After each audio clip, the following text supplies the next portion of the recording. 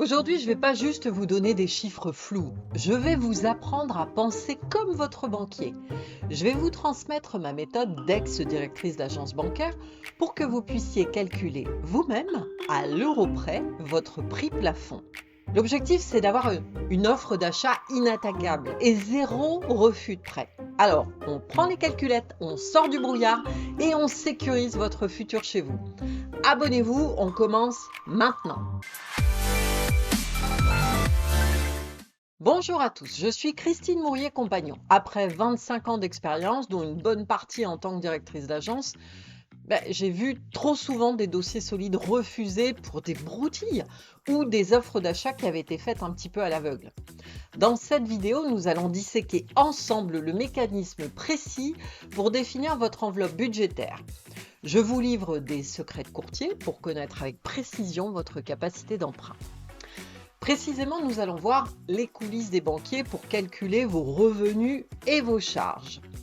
Comment calculer le montant que vous pourrez emprunter à partir de taux d'intérêt immobilier?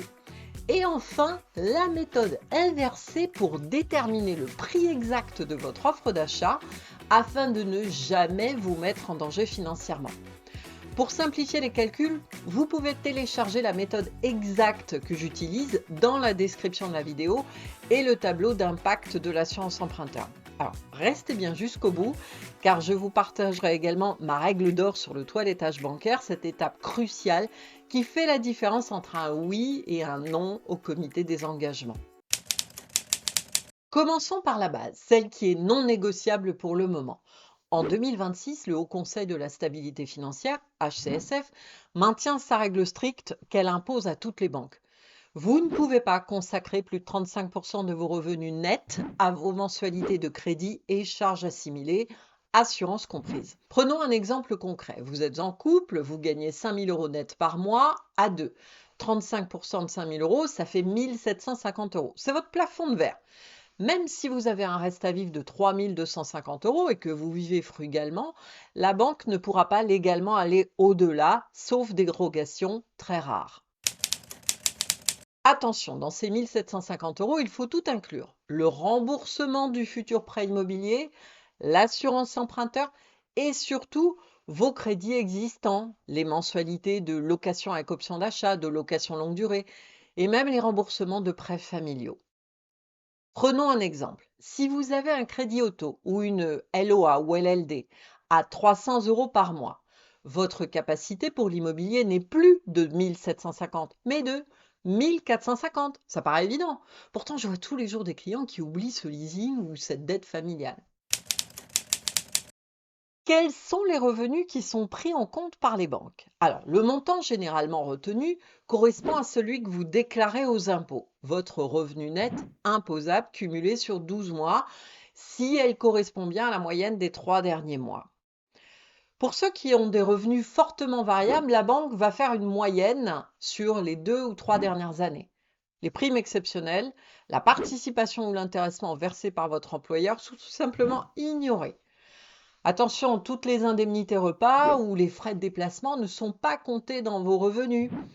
Elles sont considérées comme des remboursements de frais par les banques. Quant aux pensions alimentaires versées à un ex-conjoint ou à des enfants, elles sont généralement déduites de vos revenus. Donc, première étape, prenez vos fiches de paye, prenez votre calculatrice et soyez honnête avec vos charges. C'est votre socle. Sans ce chiffre précis, tout le reste n'est que littérature. Maintenant que nous avons votre mensualité maximale, transformons-la en capital. C'est ici que le contexte des taux joue un rôle majeur. En 2026, nous sommes sortis de la zone de turbulence extrême des années post-Covid. Et en ce début d'année, les taux moyens pour un bon dossier se situent autour de 3,3% sur 20 ans et approchent les 3,5% sur 25 ans.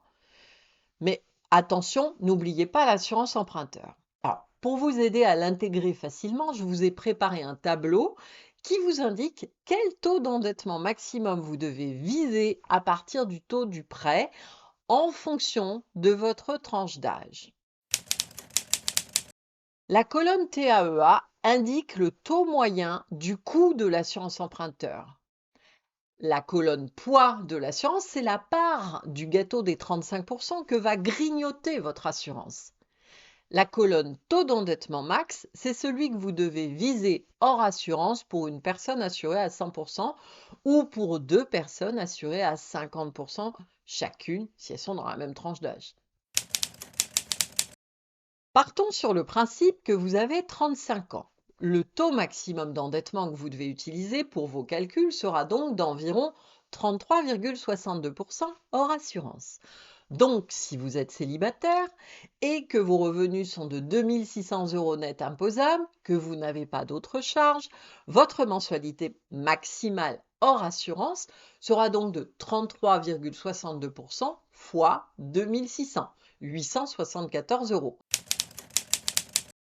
À cette étape, le plus simple est d'utiliser une calculatrice financière pour trouver le montant qui correspond à cette mensualité. Je vais vous livrer un secret de pro. Je vous invite à télécharger sur votre portable l'application gratuite calculatrice d'emprunt Carl ou Carl's Mortgage Calculator. Pardon pour mon anglais. Cette application qui est disponible sur Google Play Store et sur l'App Store est facilement reconnaissable à son logo. Je vous le mets là. Personnellement, je l'utilise au quotidien parce qu'elle permet d'avoir un calcul mathématique extrêmement fiable, mais elle permet aussi de visualiser le tableau d'amortissement et le capital restant dû à chaque mensualité. Comme ça, vous pouvez faire des simulations, des hypothèses sur un remboursement anticipé à une date lointaine. Pour notre exemple, un prêt de 174 000 € sur 25 ans à 3,5%, ça donne une mensualité de 871,09 €. C'est donc notre objectif. Il y a aussi un autre élément essentiel à prendre en compte, c'est la durée. En France, on emprunte sur 25 ans maximum. Parfois, pour maximiser l'enveloppe, il est tentant d'aller au maximum de la durée. Attention, passé 50 ans, certaines banques seront réticentes à vous prêter sur 25 ans parce que ça vous amène à 75 ans en fin de prêt. Et ça rend beaucoup plus complexe le fait d'obtenir une assurance emprunteur d'essai invalidité. Alors, soyez réaliste sur la durée. Si vous avez la cinquantaine, tablez plutôt sur 15 ou 20 ans pour votre calcul en toute sécurité.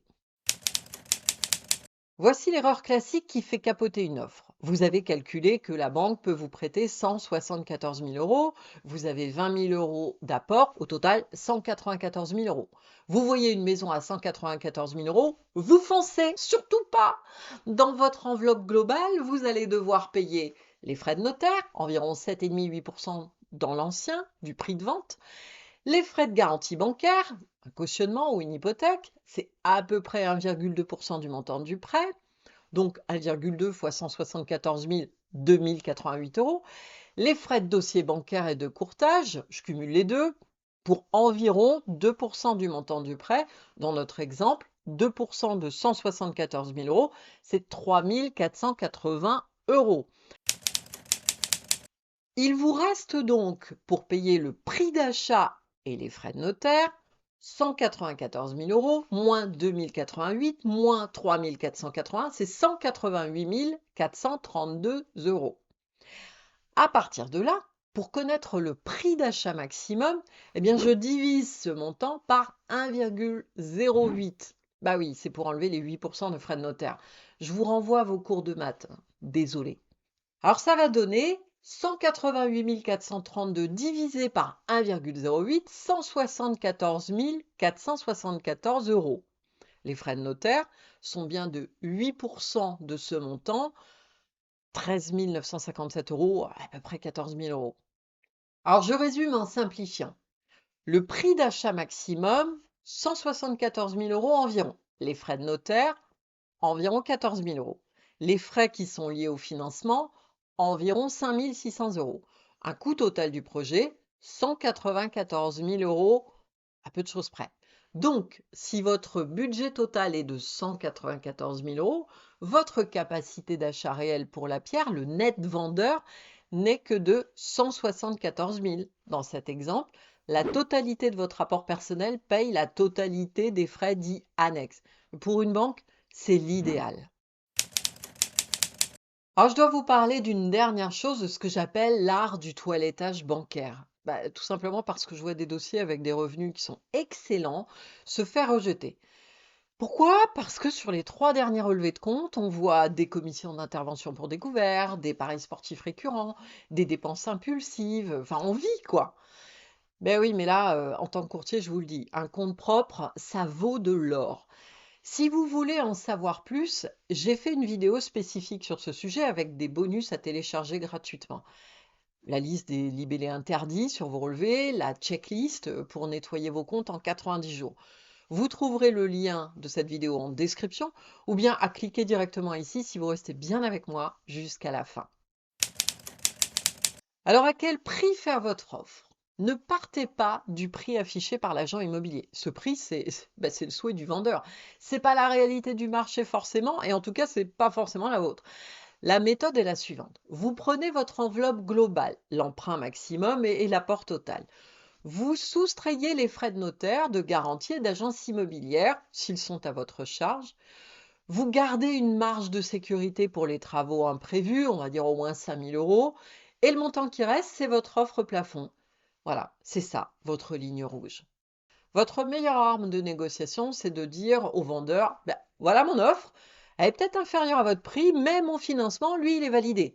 Mes comptes sont propres, mon courtier a déjà prévalidé mon enveloppe budgétaire. En 2026, un vendeur va préférer une offre qui est sûre, avec un prix qui est un peu plus bas, plutôt qu'une offre à un prix élevé qui finira par un refus de prêt parce qu'on ne lui a pas présenté les garanties. Pour résumer, calculez vos 35% rigoureusement et intégrez les taux actuels, déduisez tous les frais annexes et surtout soignez votre comportement bancaire. C'est comme ça qu'on devient propriétaire sereinement. L'immobilier, c'est un projet de vie, c'est pas un coup de poker. Si vous voulez aller plus loin et comprendre comment optimiser votre projet d'achat en évitant tous les pièges, abonnez-vous. Je publie chaque semaine pour vous donner les clés que les banques gardent souvent pour elles. Allez, à très bientôt pour une nouvelle vidéo et d'ici là, prenez soin de vos finances.